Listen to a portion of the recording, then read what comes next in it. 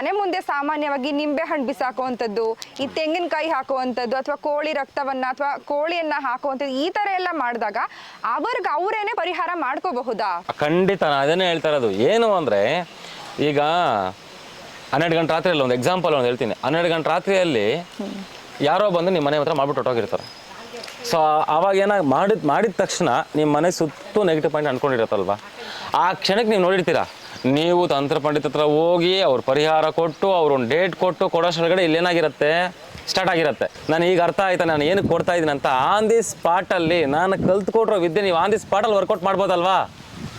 ಯಾಕೆ ಅಂದರೆ ಒಂದು ಅರ್ಥ ಮಾಡ್ಕೊಳ್ಳಿ, ಯಾವ ತಂತ್ರ ಪಂಡಿತರನ್ನ ಆಗಿರಲಿ 48 ಗಂಟೆ ಒಳಗಡೆ ನೀವು ಅದನ್ನು ಕಂಡಿಡಿದು ತೆಗೆದುಬಿಟ್ರೆ ಆ ವಾಮಾಚಾರ ಅನ್ನಕ್ಕಂಥದ್ದು ನಿಮ್ಮ ಹತ್ರ ಬರೋದಿಲ್ಲ. ದೀಕ್ಷೆಗೆ ಬಂದಾಗ ನಿಮಗೆ ವಾಮಾಚಾರ ಯಾವ ಥರ ತೆಗಿಬೇಕು ಅನ್ನಕ್ಕಂಥದ್ದು ಕ್ಲೀನಾಗಿ ಹೇಳ್ಕೊಡ್ತೀನಿ.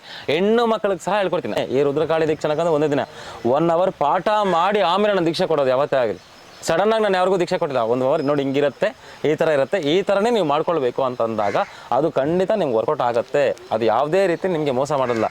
ನಾನು ಮೋಸ ಮಾಡ್ಬೋದು, ಜನರು ಮೋಸ ಮಾಡ್ಬೋದು, ಭಗವಂತ ಯಾವತ್ತೂ ಮೋಸ ಮಾಡಲ್ಲ. ನನಗೆ ಬೇಕಾಗಿರೋದು ನನ್ನ ಶಿಷ್ಯಂದ್ರಿಗೆ ಒಳ್ಳೆ ಪಾಠ ಕೊಡೋಕ್ಕಂಥದ್ದು, ನನ್ನ ಶಿಷ್ಯಂದ್ರಿಗೆ ಒಳ್ಳೆ ರೀತಿ ಕೊಡೋಕ್ಕಂಥದ್ದು, ನನ್ನ ಹತ್ರ ಬಂದವ್ರಿಗೆ ಒಂದು ಒಳ್ಳೆ ಪರಿಹಾರ ಕೊಡೋಕ್ಕಂಥದ್ದು ಅಷ್ಟೇ ನಾನು ತಿಳ್ಕೊಂಡಿರೋದು. ಆಗಸ್ಟ್ 30ನೇ ತಾರೀಕು ಬೆಳಗ್ಗೆ 10 ಗಂಟೆಗೆ ಪ್ರಾರಂಭ ಆಗುತ್ತೆ ರುದ್ರಕಾಳಿ ದೀಕ್ಷೆ ಅಂತ. ಕಷ್ಟಪಟ್ಟು ಸಾಲ ಮಾಡಿ ಅಂಗಡಿ ಆಗಿರ್ತಾರೆ ಅಥವಾ ಬಿಸ್ನೆಸ್ ಏನೋ ಸ್ಟಾರ್ಟ್ ಮಾಡಿರ್ತಾರೆ. ಏನಾಗುತ್ತೆ, ಕಣ್ಣು ದೃಷ್ಟಿಯಿಂದ ಸಡನ್ ಆಗಿ ಸ್ಟಾಪ್ ಆಗಿಬಿಡುತ್ತೆ, ಅಥವಾ ಅವ್ರಿಗೆ ಮನೇಲಿ ಏನೋ ಹುಷಾರಿಲ್ದಿದಂಗೆ ಆಗ್ಬಿಡೋದು, ಇದಕ್ಕಿದಂಗೆ ಸತ್ತೋಗುವಂಥದ್ದು, ಏನೇನೋ ಈ ಥರ ಮಾನಸಿಕವಾಗಿ ತೊಂದರೆಗಳೆಲ್ಲ ಆಗುತ್ತೆ. ಇದು ನಿಜವಾಗ್ಲೂ ಕೆಟ್ಟ ಕಣ್ಣ ದೃಷ್ಟಿನ, ವಾಮಾಚಾರನ, ಇದೆಲ್ಲ ನಿಜಾನ ಗುರುಗಳೇ? ಇದರಲ್ಲಿ ಏನಾಗುತ್ತೆ ಅಂದರೆ ವಾಮಾಚಾರಕ್ಕಿಂತ ಇದರಲ್ಲಿ ನರದೃಷ್ಟಿ ಅಂತ ಬರ್ತಾರೆ. ಅಂದರೆ ಈ ಬೇಕು ಅಂತಲೇ ಈ ನಿಂಬೆಹಣ್ಣು ಮಂತ್ರಿಸ್ತೀವಿ.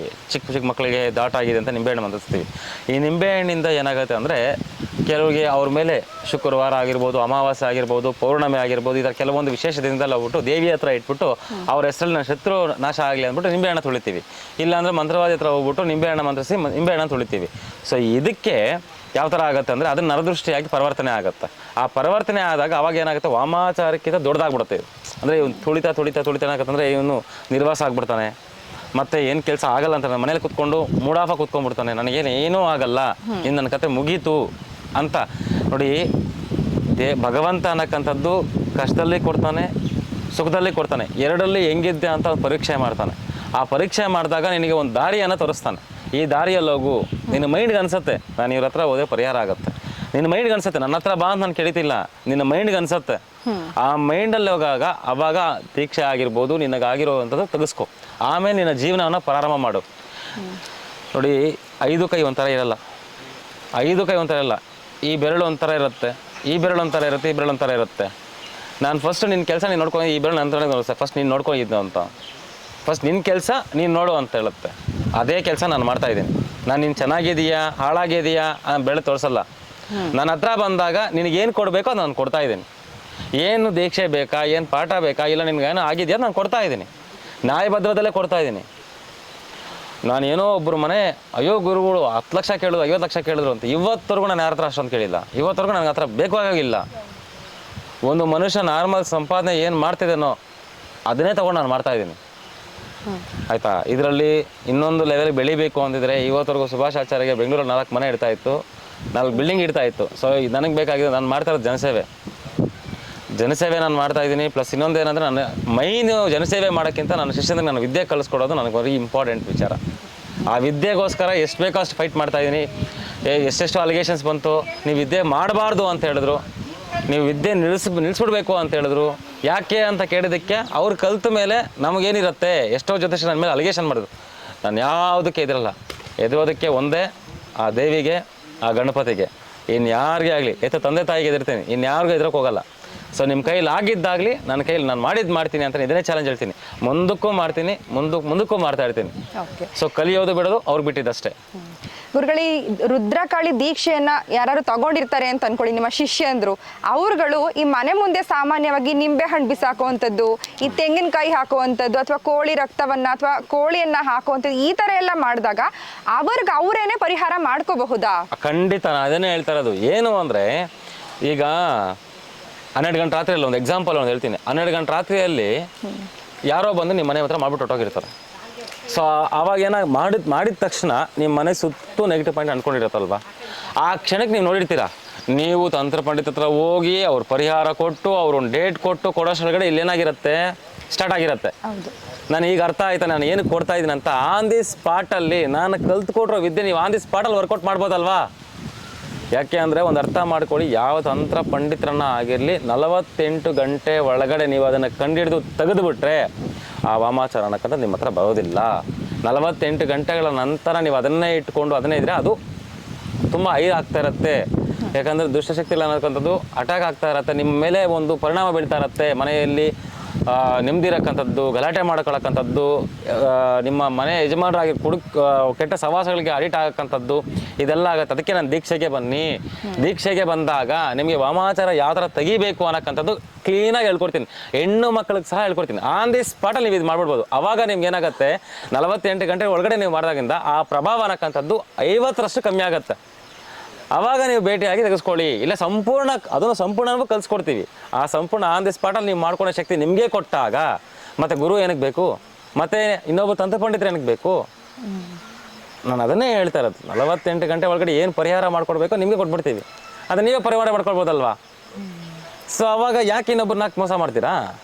ನಾನು ವಿದ್ಯೆ ಕಲಿಸ್ಕೊಡ್ತಾ ಇದ್ದೀನಿ, ಅದು ನಿಜ. ಅದನ್ನು ನೀವು ಯಾಕೆ ಬಂದು ಕಲಿಬಾರ್ದು? ಹೆಣ್ಮಕ್ಳು ಅಯ್ಯೋ ನಾನು ಹೇಳ್ತಿದ್ದು ವಾಮಾಚಾರ ಯಾವ ಥರ ತೆಗಿಬೇಕು ಅನ್ನೋದು ಅದರಲ್ಲಿ ವಾಸನೆನೂ ಗೊತ್ತಿಲ್ಲ, ನಿಮ್ಗೇನೂ ಗೊತ್ತಿಲ್ಲ ಅಂದಾಗ ಕೂಡ ನಾನು ನಿಮಗೆ ಸ್ಟಾರ್ಟಿಂಗ್ ಲೆವೆಲಿಂದ ಹೇಳ್ಕೊಂಡು ಹೋಗ್ತೀನಿ. ಅದು ಒಂದೇ ದಿನವೇ. ಈ ರುದ್ರಕಾಳಿ ದೀಕ್ಷೆ ಅನ್ನೋದು ಒಂದೇ ದಿನ 1 ಅವರ್ ಪಾಠ ಮಾಡಿ ಆಮೇಲೆ ನಾನು ದೀಕ್ಷೆ ಕೊಡೋದು ಯಾವತ್ತೇ ಆಗಲಿ.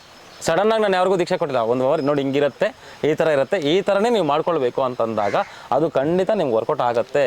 ಅದು ಯಾವುದೇ ರೀತಿ ನಿಮಗೆ ಮೋಸ ಮಾಡಲ್ಲ. ನಾನು ಮೋಸ ಮಾಡ್ಬೋದು, ಜನರು ಮೋಸ ಮಾಡ್ಬೋದು, ಭಗವಂತ ಯಾವತ್ತೂ ಮೋಸ ಮಾಡಲ್ಲ. ಭಗವಂತನಿಗೆ ನಿನಗೂ ಯಾವ ಥರ ಬೇಕು ಅವನಿಗೂ ಆ ಥರ ಬೇಕು, ಎರಡಲ್ಲೂ ಮೋಸ ಮಾಡಲ್ಲ. ನಮ್ಮ ಒಂದು ಕಾಳಜಿ, ನಮ್ಮ ಒಂದು ನಿಷ್ಠೆ, ನಾವೆಷ್ಟು ಮಾತ್ರ ಭಗವಂತನ ಪೂಜೆ ಮಾಡಿದ್ದೀವಿ, ನಾವೆಷ್ಟು ಮಾತ್ರ ಈ ದೀಕ್ಷೆಯಲ್ಲಿ ನಾವು ಒಳಗಾಗಿದ್ದೀವಿ, ನಾವೆಷ್ಟು ಮಾತ್ರ ಈ ದೀಕ್ಷೆ ತಗೊಂಡು ಪೂಜೆ ಮಾಡಿದ್ವಿ ಅನ್ನೋದ್ಮೇಲೆ ವರ್ಕೌಟ್ ಆಗುತ್ತೆ. ಇದುವರೆಗೂ ನೀವು ಎಷ್ಟು ಜನರಿಗೆ ದೀಕ್ಷೆಯನ್ನ ಕೊಟ್ಟಿದ್ದೀರಾ, ಅದರಲ್ಲಿ ಎಷ್ಟು ಜನ ಸಕ್ಸಸ್ ಆಗಿದ್ದಾರೆ ಗುರುಗಳೇ? ಸಕ್ಸಸ್ ಅನ್ನೋಕ್ಕಂಥದ್ದು ನನಗೆ ಗೊತ್ತಿಲ್ಲ. ಫಸ್ಟೇ ಹೇಳಿದ್ದೀನಿ, ಅವ್ರು ಯಾವ ಥರ ಮಾಡ್ಕೊಂಡ್ರೆ ಆ ಥರ ಆಗ್ತಾ ಇರುತ್ತೆ ಅಂತ.